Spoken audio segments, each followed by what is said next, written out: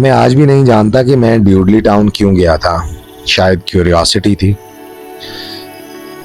یہ سوچتا کہ جگہیں بس فاربیڈن جگہیں بس مبالغہ ہوتی ہیں، یا شاید وہی غلطی جو میں بار بار کرتا ہوں. کنیکٹیکٹ کا ڈیوڈلی ٹاؤن اب صحیح طریقے سے نشان زدہ نہیں تھا. نہ کوئی روڈ سائن، نہ ٹورسٹ میپ جو حقیقت سے زیادہ وہم لگتے ہیں. بس انٹرنیٹ پر بکھری ہوئی ہدایات اور ایسی وارننگز جو حقیقت سے زیادہ وہم لگتے ہیں. لیکن جب میں آخرکار جنگل کے کنارے پہنچا تو مجھے سمجھ میں آیا کہ لوگ اس کے بارے میں عام طور پر بات کیوں نہیں کرتے. جیسے ہی میں گاڑی سے نکلا ماحول فوراً بدل گیا. آہستہ نہیں، بتدریج نہیں، فوراً. ایسا لگا جیسے ہوا سے کچھ بنیادی چیز غائب ہو گئی ہو، جیسے آواز کو دنیا سے نکال دیا گیا ہو. نہ پرندے، نہ ہوا، حتیٰ کہ وہ دور کی سڑک کی آواز بھی جو میں ابھی چھوڑ کر آیا تھا مکمل غائب ہو گئی. میں جب جنگل کے اندر گیا تو ہر قدم کے ساتھ خاموشی مزید بھاری ہوتی گئی. یہ سکون نہیں تھا، یہ قدرتی خاموشی نہیں تھی. یہ وہ خاموشی تھی جو جان بوجھ کر محسوس ہوتی ہے، جیسے کوئی سن رہا ہو، جیسے کوئی انتظار کر رہا ہو کہ آپ پہلے بولیں.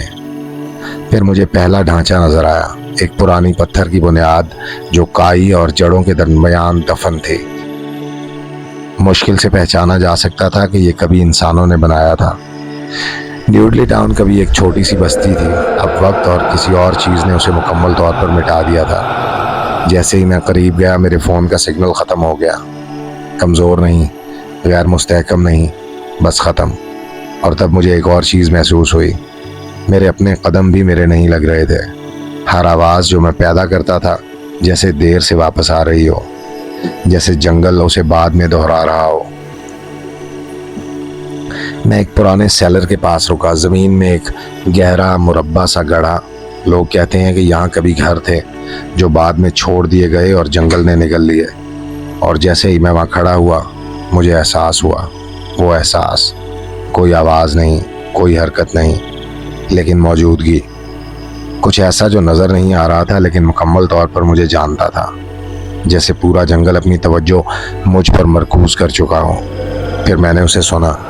ایک آواز بہت دھیمی میرے نیچے سے آتی ہوئی، چلے جاؤ. پہلے میں نے سمجھا یہ ہوا ہوگی جو پتھروں سے ٹکرا رہی ہے، لیکن پھر دوبارہ آئی، زیادہ صاف. چلے جاؤ جب تک جا سکتے ہو.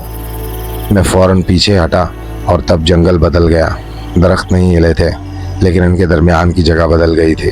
تنگ، قریب، جیسے جنگل نے میری طرف ایک قدم بڑھا لیا ہو. میں واپس نکلنے کے راستے کی طرف مڑا اور تب ایک خوفناک بات سمجھ آئی. مجھے راستہ نظر نہیں آ رہا تھا، صرف درخت، بے شمار درخت. پھر مجھے قدموں کی آواز سنائی دی، نہ پیچھے سے نہ آگے سے، بلکہ ہر طرف سے، آہستہ، احتیاط سے، جیسے کوئی میرے گرد دائرے بنا رہا ہو. میں نہیں بھاگا، میں نہیں بھاگ سکا، کیونکہ اندر کہیں مجھے ایک خوفناک حقیقت سمجھ آ گئی تھی. ڈیوڈلی ٹاؤن صرف ابینڈنڈ نہیں ہے، یہ وزٹرز کو ریجیکٹ نہیں کرتا، یہ انہیں ڈائریکشن سے ہی ختم کر دیتا ہے. اور جب میں اس خاموش جنگل کے درمیان کھڑا تھا مجھے آخرکار سمجھ آیا کہ کوئی بھی یہاں سے واضح کہانی لے کر کیوں واپس نہیں آتا. کیونکہ جو بھی ڈیوڈلی ٹاؤن میں ہوتا ہے وہ میموری میں صحیح طریقے سے نہیں رہتا. وہ دھندلا جاتا ہے، بگڑ جاتا ہے، اور کبھی کبھی وہ آپ کے ساتھ گھر تک آ جاتا ہے.